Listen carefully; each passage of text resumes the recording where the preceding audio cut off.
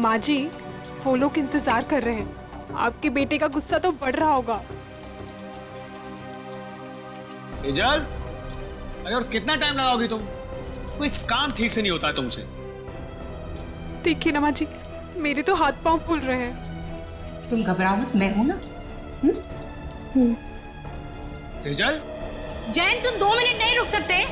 पकड़ा है ना खाना? इसे लेकर जाओ तुम। ठीक है, मैं सब्जी लेकर आती हूँ। लाओ जाओ।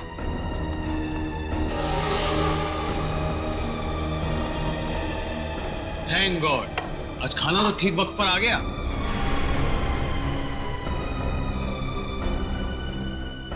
सेजल, तुम ना किसी काम की नहीं। पापा और मैं कब से भूखे बैठे, खाना तक ठीक से नहीं बनता। जैन, क्या हमेशा उसे डांटते रहते हो? सीख जाएगी धीरे धीरे। माँ, आप ही ने ना इसको अपने सर पर चढ़ा कर रखा है। मेरी लाडली बहू, मेरी लाडली बहू।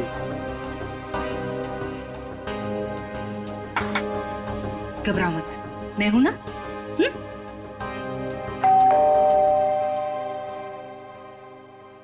अरे यार, अब ये खाने के वक्त पर कौन आ गया? हाँ सर, ये आपका पार्सल आया है। पार्सल? जी हाँ पर भेजा किसने? सर, एक तो आपने पड़ा हुआ पार्सल लेके आया हूँ और ऊपर से मुझसे ही सवाल कर रहे हैं। तो हमने अभी तक किसी को एड्रेस नहीं दिया, तो पार्सल कैसे आ गया? अरे भाई 4 दिन हुए हमें यहाँ पर आए हुए, पार्सल कैसे आ सकता है? अरे बेटा, पार्सल पे नाम किसका है वो तो देखो। अरे माँ, नाम ही तो सफाचट है। ये लीजिए अपना पार्सल। चाहे आप इसे रखिए, चाहे इसे फेंक दीजिए, आपकी मर्जी। और ये लीजिए, यहाँ पर साइन कर दीजिए। पापा, इसके अंदर तो कुछ अजीब सी चीज है।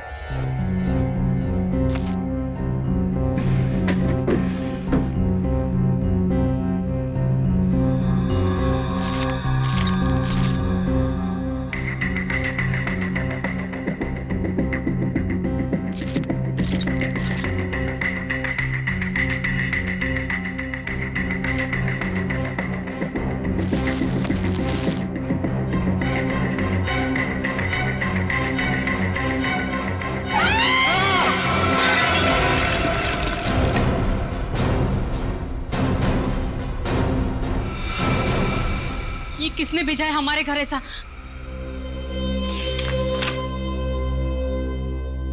चिट्ठी?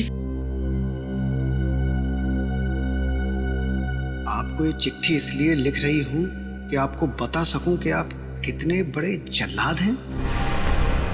आपको जला देना चाहिए, गोली मार देनी चाहिए और नरक में सड़ाना चाहिए।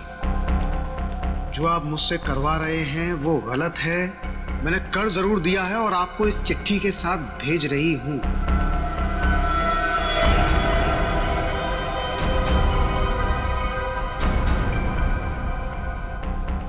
लेकिन अब बस, अब मैं आपके लिए ये घोर पाप नहीं करूंगी। मैं कुछ नहीं करूंगी। अब उसे मारना है या नहीं आप देखो। मैं अपने गांव बरोलपुर वापस जा रही हूं और आपको कभी नहीं मिलूंगी। आप बहुत ही घटिया आदमी हो और मैं अब नहीं डरती आपसे। आपकी गायत्री।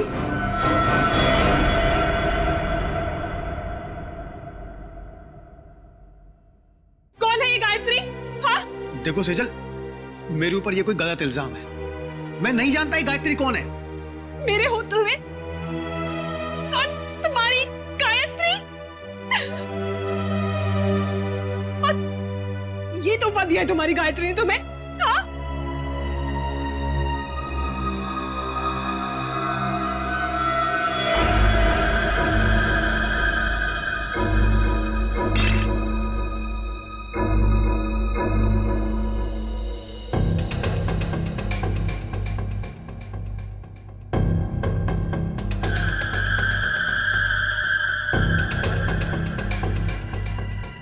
माय गॉड, छोटे बच्चे की कटी हुई उंगली है सर। फॉर्मल्डिहाइड में रखी है, लगता है 5-6 दिन पुरानी होगी सर। उंगली काट के भेजा है, मतलब ब्लैकमेलिंग किडनैपिंग का केस लग रहा है सर।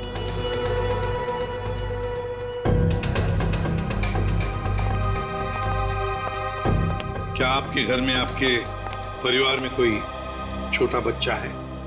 नहीं सर, हमारे यहाँ तो कोई बच्चा नहीं और ना ही ये पार्सल हमारा हो सकता है। लेकिन आया तो तुम्हारे घर पर ही ना। अगर इसी एड्रेस पर आया तो और किसी का कैसे हो सकता है? हाँ? चिट्ठी कहाँ है वो? सब जिसके लिए लिखी गई थी उसके पास ही होगी। अरे यार, क्यों मुझे मरवाने पर तुले हुई हो? सर, चिट्ठी।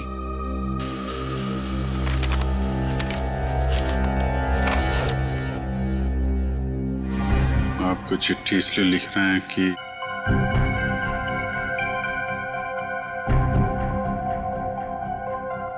बहुत ही घटिया आदमी हो, और मैं नहीं डरती आपसे।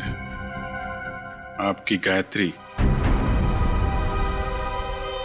सर, हमें नहीं पता ये चिट्ठी में ये लड़की क्या बात कर रही है, और हम गायत्री को नहीं जानते। सर, जिसे ये पार्सल मिलने वाला था उसका नाम तो लिखा था, मगर अब इसे पढ़ पाना बड़ा मुश्किल है। अच्छा, हाँ ठीक है, पता तो लगा ही लेंगे।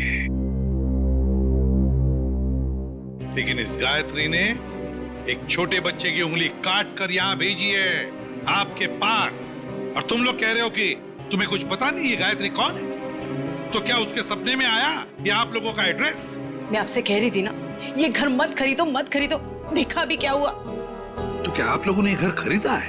कब खरीदा? सर, हम तो 4 दिन पहले ही यहाँ पर शिफ्ट हुए हैं। सर, कहीं ये पार्सल पहले वाले के लिए तो नहीं? कौन रहता था यहाँ पे? मेरा नाम धनराज है। 30 लाख तो क्या, तुम्हारे इस निकम में बेकार पति को मैं 30 फूटी कौड़ियां भी दे दूं। अब पापा क्या क्या बोले जा रहे हो? आप सोच भी रहे हो? सोहन इस घर के दामाद है, मेरे पति है। जैसे कि हीरा ढूंढ के लाई। एक तो मेरी मर्जी के बगैर शादी की, ऊपर से ये घर जवाई लाके बिठा दिया यहाँ पर। बस पापा, अब आप शांत हो जाइए, मत लेकिए इनके मुंह। वैसे भी आपका ब्लड प्रेशर बढ़ा हुआ है। और मोनिका, तुम दोनों भी जाओ यहां से। अब क्या हम अंदर आ सकते हैं? जी, आप लोग? हम लोग सीआईडी से हैं। सीआईडी? जी हाँ। कहिए। आपका जो पुराना घर है जिसे आपने मिस्टर जयंत को भेजा है, वहां पे एक पार्सल आया है, उसके बारे में कुछ पूछताछ करनी है। हे भगवान! उंगली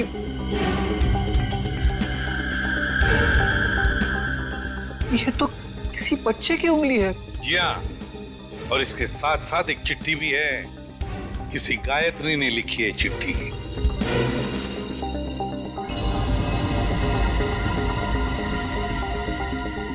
कौन है ये गायत्री? सर, हमारे तो पूरे खानदान में कोई दूर दूर तक गायत्री नहीं है। सर, हमारे परिवार में कोई बच्चा नहीं है जिसकी ये उंगली है। बिना जान पहचान के कोई यूं ही ऐसी चिट्ठी भेज देगा क्या?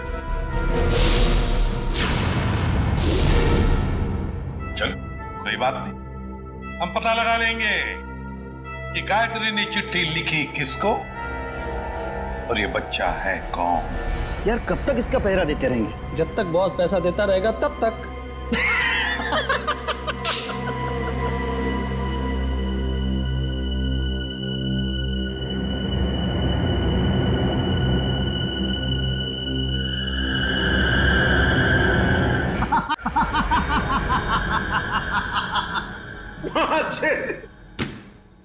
कटी हुई उंगली देखकर सदमा लगा इसे।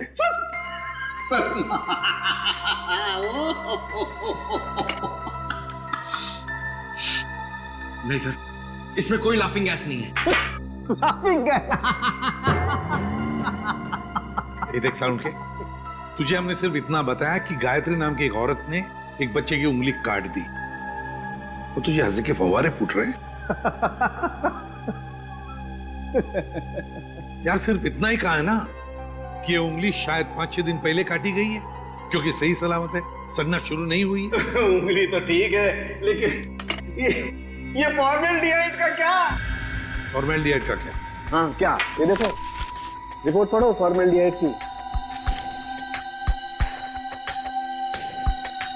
क्या? फॉर्मेल्डिहाइड सॉल्यूशन 6 साल पुराना है? 6 साल? पंकज, क्या हुआ? लगता है फॉर्मल्डिहाइड पी गया इसे। सर, इसने अभी अभी कटी हुई उंगली का फॉर्मल्डिहाइड सूंघा है। सालूम के साहब ने सूंघा, सालूम के साहब गए। पंकज ने सूंघा, पंकज आया। अब तुम भी सूंघ लो। नहीं सर, मेरी वाइफ ने कहा है हंसना मना है। सालूम के साथ हमें इतना बेवकूफ मत समझिए।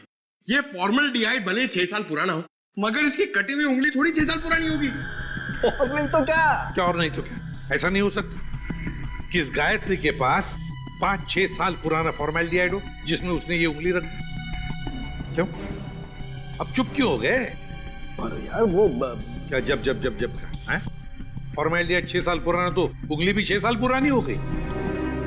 देखो बॉस, वो जो चिट्ठी गायत्री ने भेजी है ना, उस चिट्ठी पर जो स्याही है, मैं उस स्याही के अंदर घुसूंगा और पता चल जाएगा। आओ, ये लो, सालूम के साहब अब चींटी बन के दिखाएंगे। कैसे? कुछ पी जाएंगे और क्या, चींटी बन जाएंगे। ओ, अगर चींटी नहीं बनेंगे तो इनके अंदर घुसेंगे कैसे, है ना? देखो चल, ये है क्रोमेटोग्राफ। लाइट वहां से निकलेगी और इस जाली पर पड़ेगी। ये खास किस्म की जाली। यहाँ पर लाइट का एक स्पेक्ट्रम बनेगा। लाइट हो जाएगी सतरंगी और इस फिल्टर पर पड़ेगी। ये खास किस्म का फिल्टर है जहाँ से सिर्फ एक खास किस्म की लाइट की रेज ही इस चिट्ठी पर पड़ेगी जो गायत्री ने लिखी। और वो लाइट इस चिट्ठी पर जो स्याही है, उस स्याही के अंदर घुस जाएगी। उस लाइट की वजह से इस स्याही के छोटे छोटे कण अचानक गर्म होना शुरू हो जाएंगे और उन कणों की उछल कूद यहाँ पर दिखाई देगी। और ये इस कंप्यूटर के साथ जुड़ा हुआ है। दरअसल एक कंप्यूटर हमें पढ़ के बताएगा कि ये स्याही कितनी पुरानी। सालुंकी, तेरा फिजिक्स का लेक्चर पूरा हुआ? हम कहानी शुरू करें? जरूर। ये देखो बॉस, ये लाइट उस जाली पर पड़ी और लाइट का स्पेक्ट्रम, और ये खास किस्म की लाइट घुसी इस चिट्ठी पर।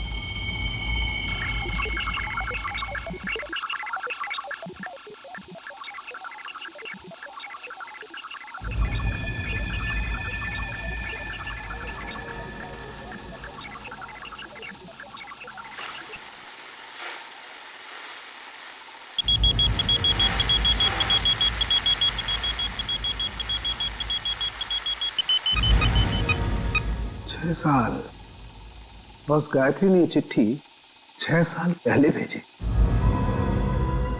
गायत्री ने चिट्ठी लिखी 6 साल पहले और चिट्ठी पहुंची अब 6 साल बाद। सर, 6 साल पहले कटी हुई उंगली आज मिली।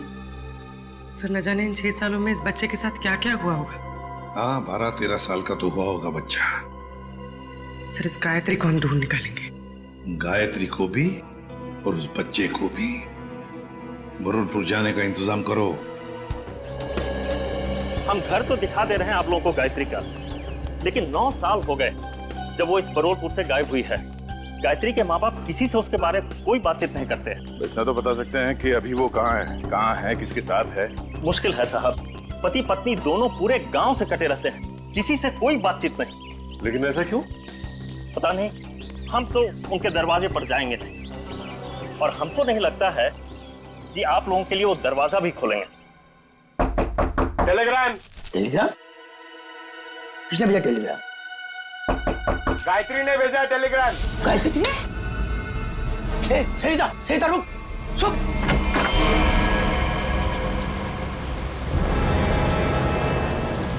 कौन है भैया आप लोग? हम लोग सीआईडी से। सीआईडी से? और आपकी बेटी गायत्री को ढूंढते ढूंढते मुंबई से यहाँ आए। मुंबई से? पर गायत्री तो मुंबई में ही है, वो आपको वहाँ नहीं मिली? उसके इस चिट्ठी के हिसाब से तो 6 साल पहले आपकी बेटी गायत्री को यहाँ गोरखपुर में 6 साल पहले आना चाहिए था। जब लेटर लिखा था तो आई क्यों नहीं अभी तक?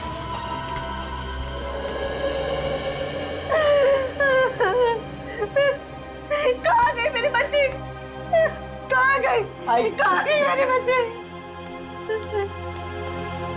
देखिए, आप लोगों को गायत्री के बारे में जो कुछ भी मालूम है हमें बताइए, हम उसे ढूंढ निकालेंगे। हो सकता है वो किसी परेशानी में हो। हाँ? वो मुंबई में कहाँ रहती थी?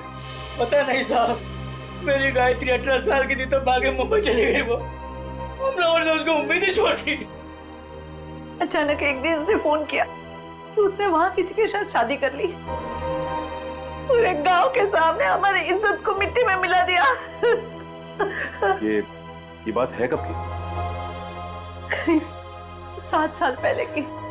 उसके बाद आप लोगों का उनसे कोई संपर्क नहीं हुआ? एक बार उसने फोन किया था। उसने बताया कि वो बहुत बड़ी मुसीबत में फंस गई है। पर साहब, हम यहाँ से क्या कर सकते हैं? कैसी मुश्किल? पता नहीं साहब, वो खुद फोन करके ये बोलती थी, पापा मैंने आगे की परेशानी मोल ले ली है। जिसके लिए उसने ये चिट्ठी लिखी थी उसी ने मुसीबत में डाल रखा होगा उसे। किस नंबर से फोन करती थी वो आप लोगों को? किसी दुकान से फोन आता था साहब, फिर अचानक फोन आना ही बंद हो गया मेरी बेटी का। तो आप लोगों ने पता करने की कोशिश नहीं की कि उसने फोन करना बंद क्यों किया? साहब, हमने कई बार वहां फोन किया और एक दिन दुकानदार ने बताया कि वो मैडम अब यहाँ पे नहीं आती, शायद वो मोहल्ला छोड़कर चली गई। तो आपने उसे ढूंढने की कोशिश नहीं की? नहीं मैडम। अच्छा, गायत्री के पति के बारे में कुछ पता है आपको? कोई पता नहीं साहब पति के बारे में। अच्छा, गायत्री का एक बेटा भी था ना? नहीं साहब, उसका कोई बच्चा नहीं था, वरना क्या वो अपनी माँ को नहीं बताती? ठीक है, आप हमें उस दुकान का नंबर दीजिए और गायत्री का फोटो भी, हम पता कर लेंगे। ये क्या है तेरे को बच्चे को तैयार करने में इतना समय लगता है? अरे आ रहा हूँ भाई, नए कपड़े पहना रहा हूँ। ठीक है, जल्दी आ। पता नहीं यार ये बॉस को भी क्या हो जाता है, हर महीने में एक नया कपड़ा पहनाकर उसका फोटो खींच के भेजने को कहते हैं। कमाल है। चल ना, ले तैयार हो गया। बेटा क्यों रो रहा है तू? ये अंकल ने मुझे मारा। बेटा मत रो, अंकल को हम बाद में खूब मारेंगे। अब स्माइल दे, एक फोटो निकाल लेता हूं तेरा। सर, पिछले 15 साल से हम धनराज के पड़ोसी थे। सर, हम उसकी रग-रग को जानते हैं। सर, उसने जरूर कुछ गड़बड़ किया होगा, तभी तो अपना घर वो कोड़ियों के भाव बेचकर भाग गया। तो ये कुमार जी मोहल्ले में पूरी बात बताते समय घबरा रहे थे तो इनको यहाँ ले आए। सर, हम मोहल्ले में उनके बारे में कुछ बोल नहीं सकते थे क्योंकि बड़े खतरनाक लोग हैं सर, वो हम सबकी जान भी ले सकते थे। हाँ सर, उसका बदमाश दामाद सोहन और वो खुद बुढ़ा धनराज, अगर वो डस भी ले ना सर तो कोई पानी ना मांगे। अच्छा, ऐसा क्या किया उन्होंने आपके परिवार के साथ? सर, उनको समझना बहुत मुश्किल है, बहुत घटिया लोग हैं सर, एक नंबर के क्रिमिनल है सर। मेरी बेटी की हालत देखिए ना सर, धनराज के बेटे ने इसकी जिंदगी खराब कर दी। रणवीर ने? नहीं सर, हम रणवीर की बात नहीं कर रहे हैं, उसका छोटा बेटा अमन की बात कर रहे हैं सर। एक मिनट। उनके घर में हमने एक ही बेटा देखा, रणवीर। लेकिन धनराज का दूसरा बेटा अमन है, ये तो हमें किसी ने नहीं बताया। सर, उन्होंने भी आपको सच नहीं बताया। भगोड़ा है अमन सर, उससे मेरी शादी होने वाली थी और सगाई के दिन ही वो मुझे छोड़कर भाग गया। पता नहीं कहाँ चला गया था। ये धनराज और उसका परिवार तो काफी शातिर निकला सर। गायत्री का फोटो दिखाओ इन्हें। सर, इसे कभी देखा उनके परिवार में? ये गायत्री? नहीं, कभी नहीं देखा। अच्छा, कोई बच्चा भी था उनके परिवार में? नहीं सर, कभी कोई बच्चा नहीं देखा। अभिजीत, ये अमन वाली बात मुझे गड़बड़ लगती है। क्या उस अमन के बारे में और कुछ बता सकती हो तुम? हाँ सर, अमन और उसके पापा की बिल्कुल नहीं बनती थी, इसलिए वो एक गोरेगांव के रेस्टोरेंट में काम करता था, फिर पता नहीं अचानक कहाँ गायब हो गया। अभिजीत, तो गोरेगांव में जाकर पता लगाओ किस होटल में ये अमन काम करता था। ये तो बहन जी है। बहन जी? हाँ साहब, सीधी सादी सी थी, हमेशा दुखी दुखी रहती थी, तो मैं इन्हें बहन जी कहता था। करीब 5-6 साल हुए हैं, अब मेरी दुकान पे नहीं आती हैं। आप बता सकते हैं कि वो इतना दुखी क्यों रहते थे? मैडम मुझे नहीं मालूम, ये तो उनके पति ही बता सकते हैं। आप उनके पति को जानते थे? नहीं साहब, उनके पति को तो कभी देखा नहीं, लेकिन अक्सर हर दूसरे दिन बहन जी मेरी दुकान पर अकेली ही आती थी। यहाँ से अपने गांव फोन करती थी, अपनी जरूरत का सामान लेती थी और चली जाती थी। उसके साथ कोई बच्चा भी आता था 5-6 साल का? नहीं साहब, मैंने कभी कोई बच्चा नहीं देखा इनके साथ। अच्छा, ये बहन जी रहती कहाँ पर थी? साहब अगर मुझे इनके घर का पता मालूम होता तो मैं अपने उधार के 2500 रुपए वसूल नहीं कर लेता इनसे। सर अगर ये गायत्री हर दूसरे दिन यहाँ फोन करने आती थी तो इसका मतलब तो यही है ना कि कहीं आसपास ही रहती होगी। इतनी वाहियात फिल्म थी ना कि मैं तो पूरी पिक्चर में ही सोता रहा। क्या बात कर? तो और क्या इतनी बकवास? अरे एकदम बकवास। अरे समझ सुनो, आप करना जरा ये फोटो देखिए। आप लोग इस औरत को पहचानते हैं? भाई साहब आप किसी और से जाके पूछ लीजिए ना, आप देख नहीं रहे हम लोग बातचीत कर रहे हैं। अरे भाई साहब 1 मिनट फोटो देख लोगे तो क्या जाएगा आपका? क्यों भाई, जबरदस्ती है बताना। अब जबरदस्ती समझो या फिर मजबूरी, जरा ये फोटो देख के पहचानिए। हम लोग सीआईडी से। जी हाँ, सीआईडी से। अब देखिए और बताइए। ये औरत, ये तो वही है ना सर। इसकी वजह से मेरे को बहुत मार पड़ी है सर। मैं इसके बारे में आपको कुछ भी नहीं बता सकता। मैं तो जा रहा हूँ भाई, मैं जा रहा हूँ। अरे सुनो भाई साहब। अरे नहीं भाई, अरे रुको। अरे नहीं। गायत्री को आप लोग ढूंढ रहे हैं। मगर इसमें हंसने वाली कौन सी बात है? अरे मैडम, गायत्री के बारे में हर आदमी कुछ न कुछ नई बात बताएगा आपको। मतलब? अरे साहब उसको समझना बहुत मुश्किल था। गुंडे उसकी देखभाल करते थे। और तो और साहब उसको कोई आंख उठाकर नहीं देख सकता था, न ही उससे बात कर सकता था। वो रहती कहाँ थी? अभी तो कोई उसके घर में नहीं रहता। पिछले 6 साल से खाली पड़ा है। पता नहीं वो लोग कहाँ चले गए। कोई नहीं, हम देख लेंगे। ये बताओ कि उसका घर कहाँ है? वो रहा गायत्री का घर।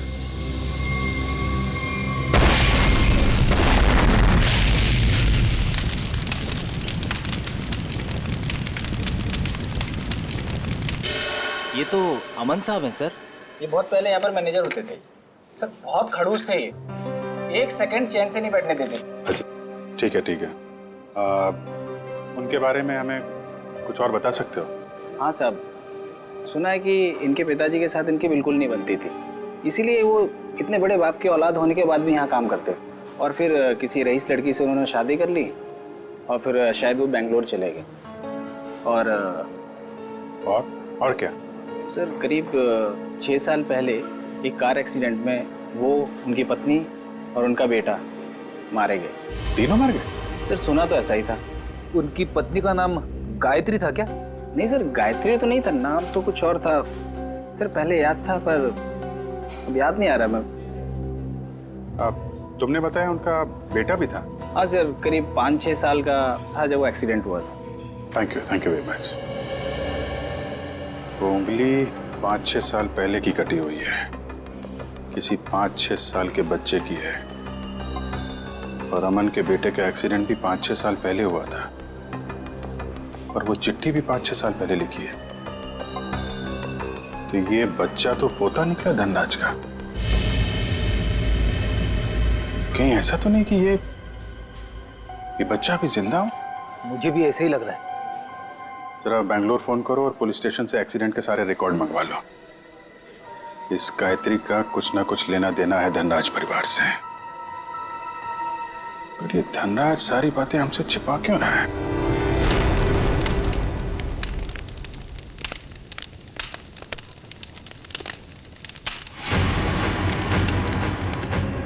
क्या टाइमिंग थे? हम लोग यहाँ गायत्री के घर पहुंचने ही वाले थे कि किसी ने यहाँ पे बॉम्ब ब्लास्ट कर दिया। सर ये ठंडे बस्ते में पड़ा हुआ मामला नहीं लगता है। लगता है बच्चा अभी भी जिंदा है और ये मुझे हम पे नजर रखे हुए था, इसीलिए उसे पता लग गया कि हम गायत्री के बारे में पूछताछ कर रहे हैं। हाँ, मगर ऐसी क्या चीज थी यहाँ जो मुजरिम चाहता था कि हमारे हाथ न लगे? ये घर सालों से बंद पड़ा है, गायत्री यहाँ पे रहती भी नहीं है, फिर ये धमाका करने की क्या जरूरत थी? जरा देखो आसपास, देखो कोई सुराग मिलता है।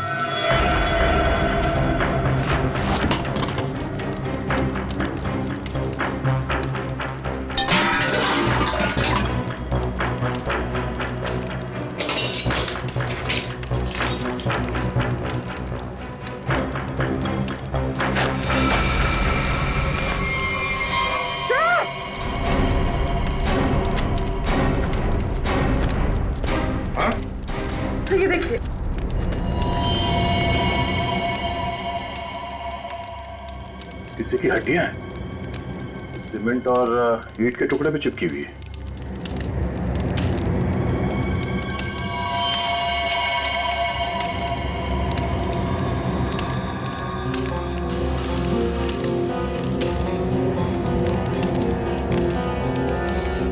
इतनी सारी हड्डियां, लगता है यहाँ पे किसी की लाश को गाड़ दिया गया था और उस कंकाल को नष्ट करने के लिए ब्लास्ट किया गया। तो मतलब मुजरिम नहीं चाहता था कि कंकाल हमारे हाथ लगे। एक काम करो, ये जितनी भी हड्डियां सब उठा लो और लाश की खोपड़ी भी ढूंढो, यहीं कहीं होनी चाहिए आसपास।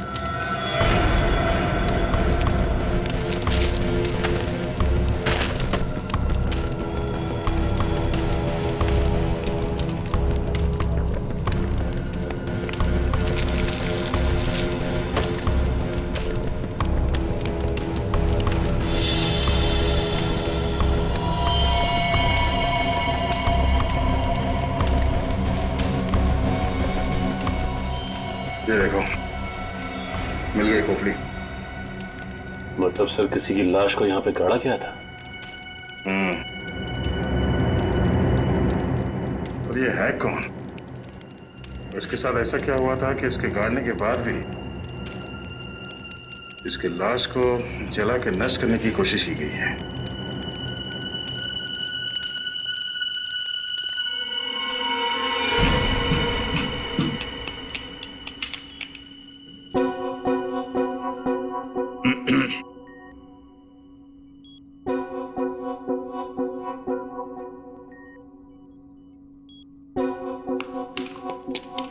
सालुंखे, तू एक ही हड्डी निकालते रहे ना, हम यहाँ खड़े खड़े भजन करते हैं। हाँ? बॉस, आप वक्त से पहले आकर के खड़े हो गए मेरे सर पे। ये हड्डियां किसकी है बता? ये हड्डियां एक लड़की की हैं। सर, गायत्री के घर में लड़की की हड्डियां? कहीं कहीं हड्डियां गायत्री की तो नहीं? पता नहीं गायत्री की हैं या नहीं है, ये तो तभी पता चलेगा जब हम इस खोपड़ी पर चेहरा बना लेंगे। हाँ, वैसे एक बात बताऊं, ये हड्डियां किसी 30 साल की उम्र की औरत की हड्डियां हैं, क्योंकि इन हड्डियों की डेंसिटी ज्यादा बदली नहीं है और औरतों में 30 साल के बाद ही बदलाव आता है। तो फिर डॉक्टर सालुंखे, क्या हम इस खोपड़ी पर चेहरा बनाना शुरू करें? क्यों नहीं?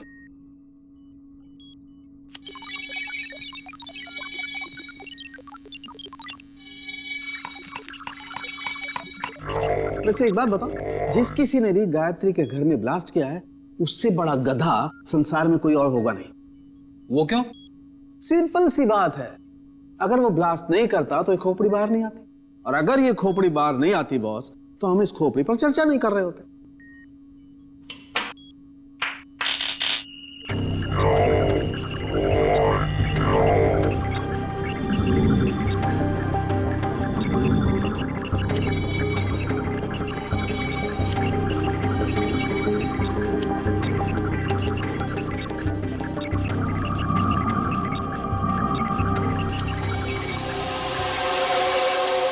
वैसे इसको थोड़ा वक्त लगेगा बॉस, कंप्यूटर को हर काम सोच समझ के करना पड़ता है, कहीं चेहरा गलत ना बन जाए।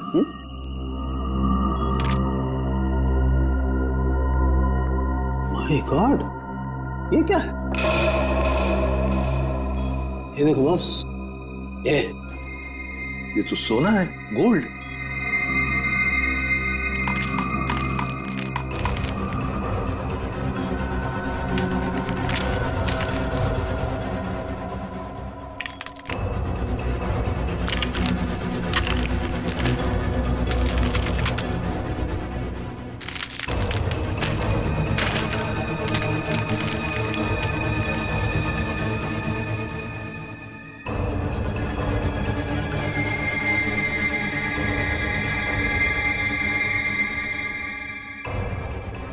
ये देखो बॉस,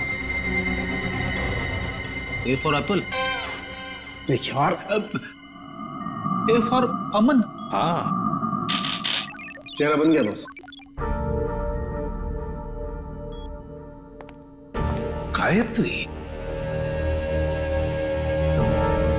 सर गायत्री के घर में घुस के किसी ने उसे मार दिया और उसे अपने घर में गाड़ दिया, और गायत्री ने उस बच्चे की उंगली काट कर भेज दी।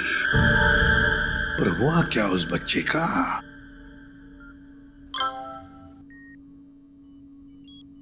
सर, बैंगलोर पुलिस ने एक मेल भेजा है।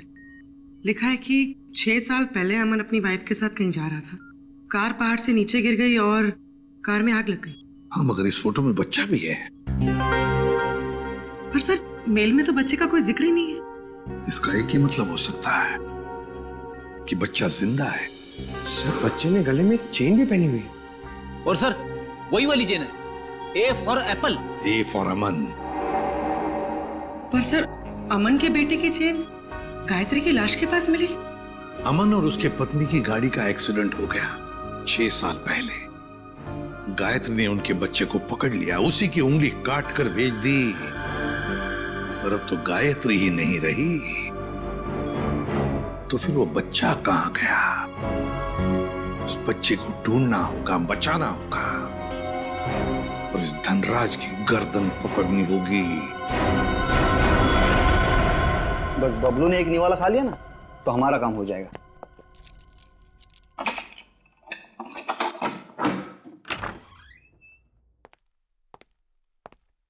बबलू बेटा, ले बेटा खाना खा ले। ये मेरे लिए? हाँ मुन्ना, तेरे लिए ही है, ले खा ले।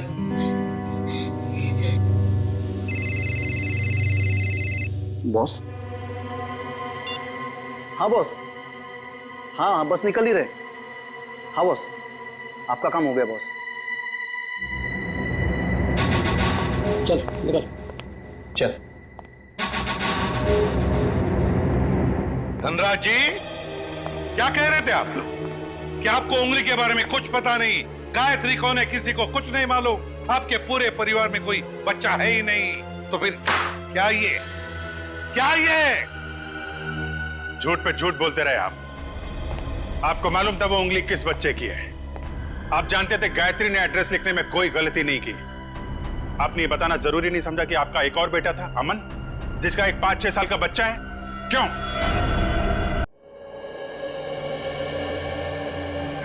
सर, जब मैंने उंगली देखी थी तो मुझे लगा था कि वो शायद पोते की हो सकती है। सर बचा लीजिए उसे, सर बचा लीजिए, सर प्लीज बचा लीजिए उसे। वो किसी की कैद में है पिछले 6 साल से। उसने कहा है कि जब तक मैं उसे पैसे देते रहूं तब तक वो उसे जिंदा रखेगा। सर, उसने मुझे धमकी दी है कि अगर मैं किसी को बताऊं तो मेरे बबलू को मार देगा।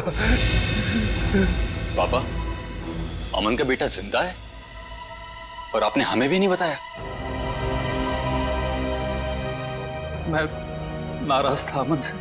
उसने भी मेरे मर्जी के खिलाफ शादी की थी, पर 5 साल के बाद उसका मुझे फोन आया और उसने माफी मांगी, तो मैं किसी को बिना बताए बेंगलोर चला गया। फिर पोते बबलू को गले लगाया, उनको घर वापस आने को कहकर मैं वापस आ गया। मुझे क्या पता था कि वहां से आते आते उनका एक्सीडेंट हो जाएगा। लेकिन बबलू उस एक्सीडेंट में बच गया, है ना?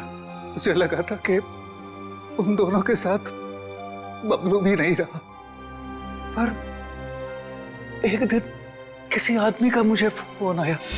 उसने बबलू की आवाज मुझे फोन पर सुनवाई और कहा कि जब तक मैं उसे 10 लाख रुपया महीना देता रहूंगा तब तक बबलू जिंदा रहेगा। आपको ये कैसे लगता था कि उन्होंने बबलू को जिंदा रखा होगा? सर, वो हर महीने मुझे बबलू के फोटोग्राफ्स भेजता रहा सर। 1 मिनट, ये लीजिए सर।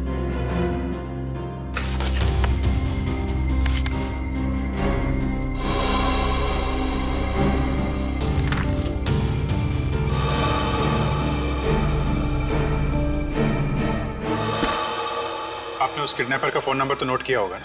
नहीं सर, वो हर बार अलग अलग नंबर से फोन करता रहा। अब तक एक भी बार नंबर रिपीट नहीं हुआ सर। धनराज जी, ये किडनैपर तुम्हारे साथ पैसे का खेल खेलता रहेगा, झूठी उम्मीद दिलाता ही रहेगा। लेकिन अब ज्यादा दिन उसका ये खेल हम नहीं चलने देंगे। नहीं चलेगा उसका ये खेल।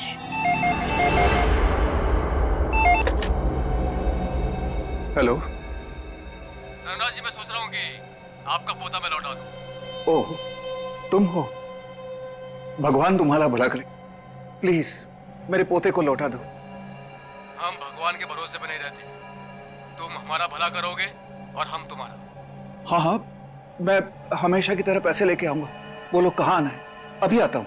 नहीं, अभी नहीं, कल सुबह ठीक 7 बजे कल्लू गैरेज, और इस बार 10 करोड़ लेकर आना। 10 करोड़? हाँ, 10 करोड़। पर इतने सारे कैश पैसे मैं कहाँ से ले आऊंगा? इसीलिए तो 12 घंटे का समय दे रहा हूँ ना। और सुनो, कोई चालाकी नहीं, वरना अपने पोते से हमेशा के लिए हाथ धो बैठोगे। नहीं नहीं, प्लीज कुछ भी मत करना मेरे पोते को। मैं पहुंच जाऊंगा, 7 बजे के पहले ही पहुंच जाऊंगा। Hello hello hello.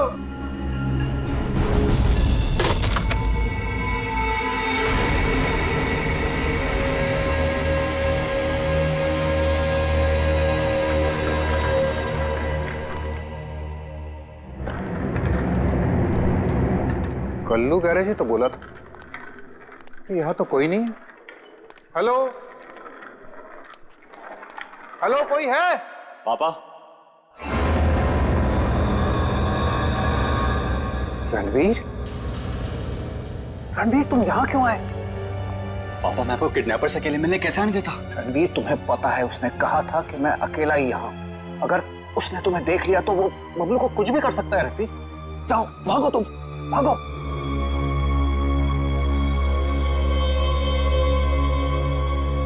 पापा, अगर मैं ही यहाँ से चला गया तो आपको आपके लाडले पोते से कौन मिलाने वाला है? क्या? तुम? जी हाँ, मैं ही आपके पोते को 6 साल से पाल रहा हूँ। क्या कह रहे हो रणवीर? तुम ऐसे कैसे कर सकते हो? मैं तुम्हें... अरे पापा, आराम से, शांति, नहीं तो ब्लड प्रेशर हाई हो जाएगा। आपका पोता बिल्कुल ठीक ठाक है। ले आओ रे।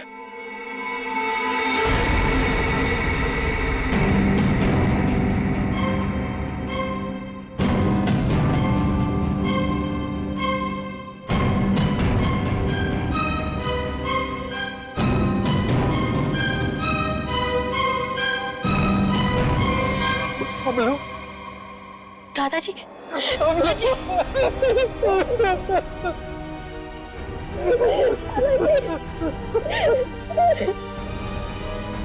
मैं आ गया हूं।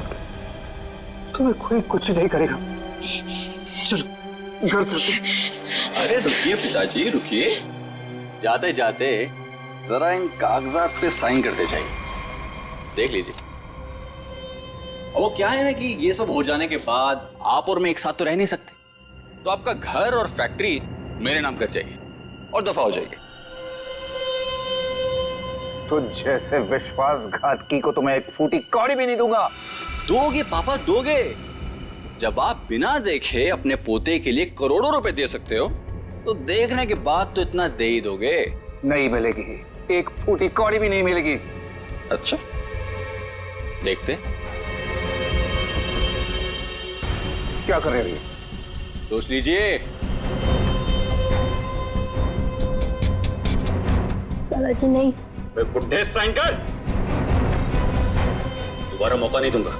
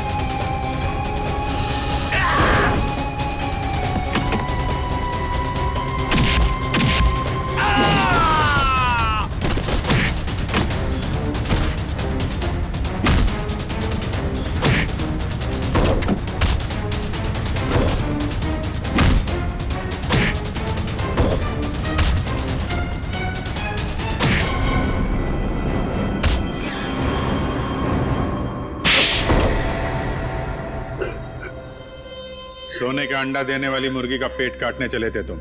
सारे अंडे एक साथ चाहिए थे, हैं?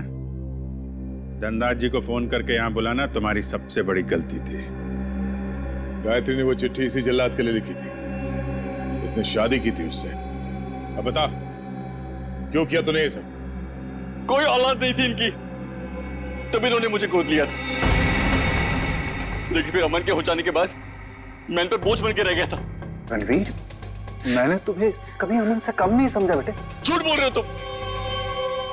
अमन ने इनकी मर्जी के बगैर शादी की थी और वो घर छोड़ के चला गया। तो मुझे लगा शायद अब मुझे मेरा हक मिल जाएगा, लेकिन नहीं, सुलह करके आ गया उसके साथ। इसलिए तुमने अमन को एक्सीडेंट में मरवा दिया? हाँ, लेकिन उस एक्सीडेंट में अमन का बेटा अंकित बच गया था।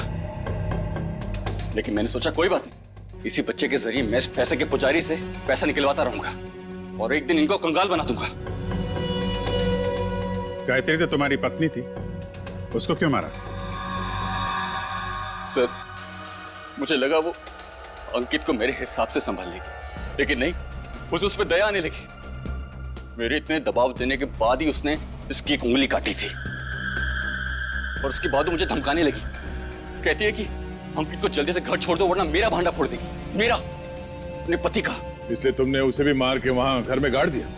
हाँ, क्योंकि मैं नहीं चाहता कि मेरी तरफ आराम से आने वाले पैसों के बीच में कोई भी रुकावट बन जाए। रुकावट तो आनी ही थी रणवीर। जुर्म के रास्ते में रुकावट डालने और मुजरिम को उसके अंजाम तक पहुंचाने के लिए सीआईडी बनी है। 3-3 खून करने और बच्चे की किडनैपिंग के जुर्म में जेल की सलाखों के पीछे सड़ना होगा जब तक फांसी का ऑर्डर नहीं आता।